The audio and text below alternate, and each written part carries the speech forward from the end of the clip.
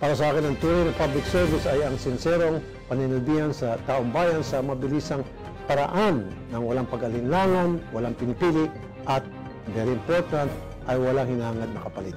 Rocky Tulfo po, teleserbisyo para sa mga Pilipino.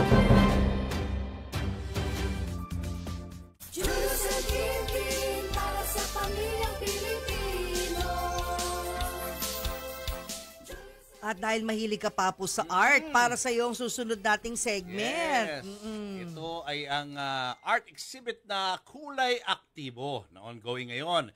Ito po ay grupo ng mga retired artist na humihikayat sa mga retired din ng mga empleyado na ma-appreciate ang art bilang self-expression. Uy, maganda yan. Kaya naman kasama na natin ngayon to know more about it, yung mga artists mismo na nasa exhibit na sina Mr. Carl Regalado at Johnny Contreras. Welcome sa aming show, Carl and Johnny. Good afternoon. Gandang hapon po. Nakaiba ang inyong concept eh. Ang concept nyo yung mga retired na mga empleyado. Yes. Yeah. Ng Unilab to, no? Unilab. Na nag-decide na maging pintor. Yes. Galing, ano? Paano nagsimula itong concept na ganito? At first, we tried to gather all the mga empleyado na mga may artistic talents, not limited to painting, but also to embroidery, cross-stitch, and sculpture.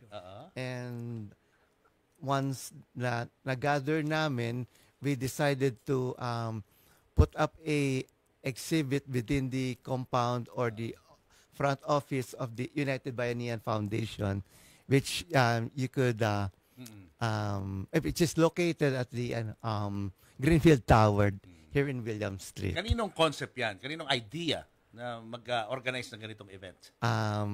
Actually, sa amin ni, ni dalawa. Mr. Johnny. Actually, paano nyo naisipan yan? Actually, almost 2 years ko nang kino-convince siya. Why don't we organize na such group para sa mga retired employees na may passion sa arts. Medyo nagdadalawang isip pa siya noon. Then another year, pinalo up ko sa kanya noong last year, December. Medyo nakumbinsi ko na siya. So, okay, very cooperative siya. Marami siyang tanong sa akin. Pero nasasagot ko na maayos kaya nakumbinsi ko. Ayun na. Kasi, kung tutuusin, mas advanced ang ano niya sa arts kasi graduate siya ng commercial arts. Ako, self-taught lang ako. So, to make it short, sa amin nag-umpisa ito. Then, ang tanong niya sa akin, anong pamagat ng grupo natin? So, I used to submit 9 names ng grupo. So, ang nangyayari, siya ang pinapili ko. Kasi kaming dalawa pa lang may interaction. Napili niya yung Kulay Aktibo. Why Kulay Aktibo? Because ang slogan ng aming UBF retirees is pag senior, aktibo. Yan lagi pag may occasion kami, biglang isisingit niya, pag senior, aktibo, aktibo. So, ang napili niya, yung word aktibo, then may kulay. Ako ang isa sa enumeration ko, kulay aktibo. Actually, may kadugtong yon. Kulay aktibo ngayong buwan ng Mayo. Then, nagbigay siya ng idea, tanggalin natin yung ngayong buwan ng Mayo. Kulay aktibo na lang. Kasi mabilis ang recall. At may dating. Parang may emphasis. Yes. Kaysa pahabain pa. So, doon nagsimula? Doon nagsimula. Then, after Sige, nun, ang napag-usapan namin, mag-recruit ng iba. Yun. Ano ang trabaho nyo dati sa Unilab? Market researcher. Ikaw naman? Graphic artist. Graphic artist. Ilang taon kayo sa Unilab? Ilang nagtrabaho dyan? Ako, mga 27 years. Ako naman, nag-casual kasi ako eh. Almost 36 years. Wow. 31 years as regular employee. Yeah. Then almost 5 years ako nag-casual. Kasi sa umaga, nagtatrabaho ako. Sa gabi, nag-aaral ako sa GRU. That time, Jose Rizal College. Yun. At itong ginagawa nyo, first time to sa Unilab na may mga artists na tulad nyo na magtuturo sa mga retired employees ng mga tulad ng sinabi mo kanina, hindi lang painting, di ba? Merong ibang Sculpture. forms, sculpture, embroidery, may sinabi kayo. Embroidery, First time to mangyari sa Unilab. Yes. First time. Galing naman. Sa UBF, retirees. Oo, for the retired. Since nag-retire ho kayo, ano pong inyong pinakaabalahan after retirement? After retirement, medyo nagbabayin sila ko. Kahit ano, basta may kita, siyempre, ito augment yung. Aha. Wala na ako regular, ano. Tama. So, one time, naisipan ko, may talent ako sa arts. Although, self-taught lang ako. Pinag-isipan ko yun. Pero thinking twice pa rin ako noon. Until such time, na punta ko ng isang mall, may art show doon. Hindi ko alam na yung medyo kabats kong nagsusyo, di ko alam na yung nagsusyo doon, kabats ko dati, mahilig din sa arts, sa Jose Rizal College. Akala niya, nagpatuloy ako. Sa art. Sabi ko, hindi pare, nag-employ ako sa Unilab. Tapos, saka nakalimutan ko na, sabi ko. Alam mo ang sabi sa akin, pare, tinago mo lang yon, buksan mo uli. Yun, naging intriguing sa akin yun, nung gabi. Totoo pala. At ito na nga, yung mga pakita na ngayon natin, yung mga... Nag-update ako, na-encourage ako, sabi ko, challenging to. Yeah. God-given to eh. Sabi ko, sayang itong talent. Doon nag-umpisa. Asan ang artwork niyo ho Ito dyan? na, pakita mo na. Ito. Iharap po nga natin sa camera, sir. Yan. Ano yan? Ang Wow, medium yan ay... galing, ah. Pero hindi yan yung actual art, di ba? Kasi parang print na to eh. Reproduction. Reproduction Itong dalawa. lang yan. Kasi may advocacy ako para dito. Ang ganda nito ha. Anong original niyan? Ito, Acrylic? original concept ko ito. Oo. Ang may reference lang ako, yung sa gitna. Aha. Ngayon ito, sariling concept ko na yung nakapaligid. Kaya ginawa ko ito, medyo, if you Pakiharap allow lang. me to Pakiharap medyo po. may konting kwento. Iharap natin ako. Medyo iharap. Yan. Okay. May konting nung kasagsagan ng COVID, mga bandang August, di ba, walang bakuna pa, walang naalala ko yung nag-announce ang WHO na may pandemya na. Ngayon, yung sa bandang kanan niya, 3 sila eh. Ewan ko kung nare-recall niyo yun kasi nasa media kayo eh. Sabi nung isa rito, since na ganito, may pandemya na tayo, gano'n. Mag-ingat tayo, observe protocols, mga gano'n. At huwag natin kakalimutan, samahan natin ang prayers. That is in Tagalog na, kasi English yung salita. Doon ako na-intrigue eh. Siyempre, lahat tayo kakaba-kaba eh. That was August 2020. Naisipan ko, sabi ko, ba't hindi ko i-paint ko kaya? Then, pumasok sa akin, next month, bare month na. Nag-iisip ako ng religious, bilhin ng aking Yeah. about Jesus Christ. Yeah. Doon pumasok sa akin. So, pinaint ko. Ang size na original nito, 4 by 6 feet. Nasaan na po yun? Nasa bahay. Pinipreserve ko as artist collection. Ngayon, natapos ko ito, mga middle of October. Kasi sundot-sundot ako dahil may iba akong ginagawa. Nung natapos ko na, next month, November na, December na, amoy Christmas na. Naisipan ko na, ba't hindi ko i-reproduce ito? Ayun. At i-share ko. So, meron kayong mga cards or paano nyo po ni-reproduce? May contact ako greeting sa... cards? Ganito lang ang ko. Ganyan lang. Binibigay. Oo. Ito. Okay. Binibigay niya. Ayun, mismo nga. Libre Gets ito, ko na. libre. Yeah. Libre lang, ha? Binibigay ko. Kasi pinamimigay, parang advocacy ko. Spread the word. Oo, inaano ko. Hanggat sa kung saan na, kung sa ibang bansa nakarating na kasi yung mga barkada kong balikbayan, Yeah. in-introduce ko ito. Oo. Nag-start 2020, bali naka 4 years na ako Ayan. kung saan na nakarating. Kaya, come 2021, onwards hanggang 2024, Yan na yun. come November, namimigay na ako. Yung kaya ko lang. Pag may extra ako, libre to, libre. God bless you. Si Carlo naman. Asa ang artwork mo? Yes, this is a sample of my artwork. Yan naman, bayanihan. Bayanihan painting. Inspired by Unilab, corporate culture. Actually, this is a big painting.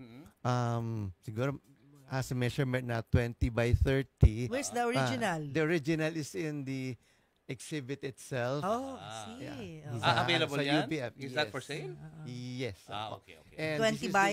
20 by 30. Okay. And this is the miniature version of it. Mousepad. Converted into mousepad. Yeah. You have other works also. yes, Ang ganda nun. And Bayanihan. Another Kasi one ito, here. ganda rin ito. Peña Francia. Virgin of Ay, Antipolo. Antipolo. Yes. Uy, the tama-tama, BNBI. May ngayon. Yes, apa. Di ba? It's also, the original is also in the exhibit Oh, itself. the size is? Mga 20 by 30 din. Yes. Tama. And this is the miniature Ayun. mousepad Yeah. version. Ganda. Yung pagpe-painting, matagal mo na rin ginagawa yan. Yes. Tagal na. Hindi Aside ka lang from being a talaga graphics nag-exhibit. artist. Parang for your lang, sarili lang. Yes, may time na kasi dahil sa retirement. Oo. Kasi tutok sa trabaho nun, graphics Oo, artist eh, for no? like 30 plus years. Pero ngayon na-retired na, you can now pursue, Yes. di ba, other things like eto na nga. Sino-sino pa ang included sa exhibit? Mga ibang artists? Can you yes. mention lang I them? could mention. Briefly? Yes. And Mga then, empleyado lahat yan, mga Yes, retired. mga artists, no? Di ba? May mga angking galing pala. Yes, the following artists participating are Bess Gaviola Chuva, Johnny Contreras, Roberto Escobar, Albert Espejo, Nitoy Medina, and yours truly. Ayan. Yan ba mga works na nasa harap na yan? Kanino yung painting? Yan yung mga yung fruits and Ito sa akin to, Sa'yo rin yan. may kwento rin to eh. Oo. Ito ang una kong ginawa. First advocacy ko rin.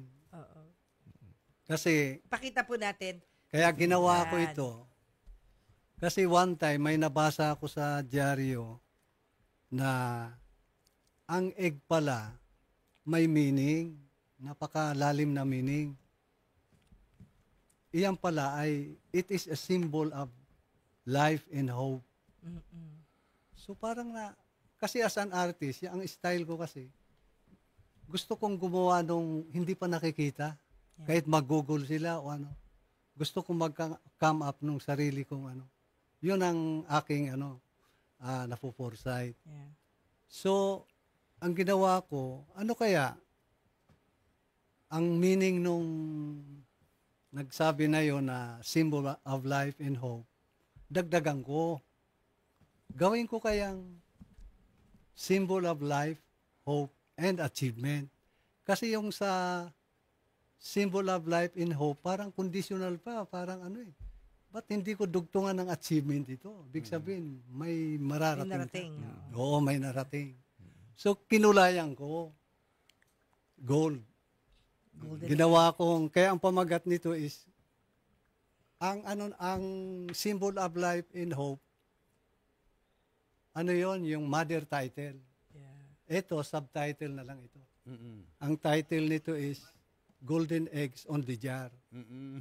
So, ginawa ko to. Then, parang trip ko na, at pinapaliwanag ko sa na ganito yan pare, ganito. Yeah. Ilagay mo sa ganito, ganon. Bahala ka kung sa kusina o sa sala. Ganon. So, pinamimigay niyo rin. Pinamimigay ko rin. Oo, parang, anyway, halos ubos na ito. Dito na ako nagko-concentrate dahil sa Sa bago COVID. na. Parang continuation ito. Kasi tingin ko parang mayroon pa eh. So, ito ang, ito, kumbaga sa limited edition na to. Oo. Anyway, thank you po sa inyo. Pasensya na po. Okay. I wish we had all the time to talk Thank about you your craft, your art, but we're happy na you are here right now. Again, invite na natin sila, Yes. Carlo. Carl, go ahead. Invite mo sila. At tangkilikin ang art nyo. Yes, one more time, I would like to invite each and every audience watching to visit Kulay Aktibo, which is opening on May 14 onwards for a duration of 2 weeks. It's in Greenfield Tower, second floor on the UBF office. Yeah. Okay. William Street. Ayan. Anong oras po naka-open ang gallery at anong oras nagsasara? It's open by 8 o'clock 8 a.m. until 4:30. 4:30. Ayan. Office hours. Yes. Bisitahin niyo ho yan. So for sale po ang Exhibit. mga art na naka-ano doon, no, naka-display, nagawa ng mga retired employees. Meron pa po kayong sasabihin, Sir Johnny? May bibigay ko sana ito para sa inyo. May Wow, regalo sa akin talaga si naman. Sir Johnny. Ito, original ito. Thank Wow, you thank so you, Mr. Contreras. much. Still life. Oo. Yan. Ito. Lalo na si Thank Julius. you. Thank you so much. Thank you Ganda po. naman yan. Maswerte Thank you. yan. Sa inyong Apple. dalawa. Kasi, Symbolizing yan, bountiful harvest. big sabi, I love you. Oo. Thank you. Thank you so much. Oo, Appreciate it. God Oo. bless you po. At sana po ay maging successful ang inyong exhibit. And kumusta na lang po sa mga empleyado no, ng mga Okay. artists din. Thank Thank you. you, Sir Johnny. Carl, And thank you rin. Carl. Good luck. Good luck. And hi, Annabelle. Diyan lang po kayo. Magbabalik pa rin ang Julius. At Tintin. Para sa pamilyang Pilipino. Julius and Tintin para sa pamilyang Pilipino. Tuwing linggo, tayo nang matuto at tuklasin ang mundo. So it's important to always check. Wala! Check your facts. Dito lang yan sa Kitty Explorers Kita Kids. Julius and Tintin para sa pamilyang Pilipino. It's time for Frida Talks with me, Tony. Our letter sender today is Danielle from BGC.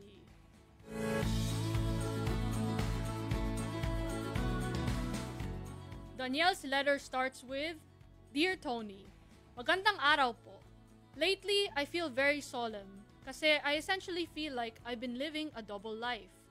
One as an English teacher for children and another as a social media influencer. Compared to how draining and hectic everyday life is, I appear happy and confident and fulfilled on social media. Walang nakakakita sa mga failures ko agad-agad. That's what I enjoy the most about it. Hindi ko na alam sino ako sa labas ng social media persona ko. Wala nang joy sa mga ginagawa ko sa buhay at sa mga hobbies ko. Hindi na ako nakakabangon sa umaga na hindi din nade-depress ako. Sa totoo lang, hindi ko gusto ang trabaho ko, but I built my whole social media persona around it. I seriously don't know what to do. I feel lost and confused. I don't know how to come back from the decisions that I've made. Hindi ko alam anong dapat ko gawin moving forward. From Danielle of BGC. Salamat Danielle sa letter. Unang-una, naiintindihan ko anong pakiramdam mo. Hindi siya madali maging vulnerable, especially if you're around people who don't truly know you. Nor is it always easy to get up in the morning. While sharing about yourself with others sa internet can be comforting, ang pressure that it can put on someone can be a lot. Kahit itry mo maging as authentic as you possibly can, there will always be the desire to impress other people above everything. I think anong kailangan mo gawin first is obvious. Alam ko hindi siya madali, but you can temporarily deactivate your social media accounts muna. Sa lahat ng mga popular social medias like Twitter, Instagram, Facebook, meron pong option na mag-temporarily deactivate na mga accounts mo na po. Once magawa mo po yun, maniwala ka sa akin, iiba ang mindset at ang priorities mo po. Since hindi ka happy sa trabaho mo, I think maybe nakita mo ang social media as a form of escape, which is normal naman po. Maraming mga tao, they see social media as a form of escape kasi nakaka-distress po siya. I'm not necessarily saying kailangan mo po mag-quit ng trabaho niyo po. Pero I believe it would be good for you to take a step back muna. Magpahinga muna po kayo. From what you've shared with me, it seems like marami ka po pinagdadaanan ngayon. Relax ka muna, take the time to think and reflect about what you truly want to do moving forward. Hanap ka po ng mga bagong hobbies, ones that aren't spoiled for you. Pag creative ka na tao, create things for yourself. Validate mo ang sarili mong opinions more. Tapos pag mas grounded ka na sa sarili mo, share mo yung mga nagawa mo with your close friends. Share those things with anyone na mahal mo, not just online. Parang value the opinions of the people around you more than the internets. A lot of us, including me, don't always realize we don't have to fix everything right away. Parang maikli lang ang buhay sa tingin natin, but in reality, we all have time. Meron po kayong oras. Hindi nyo po kailangan iayusin lahat agad-agad. Salamat ulit sa letter, Danielle. I wish you the very best of luck. Love, Tony.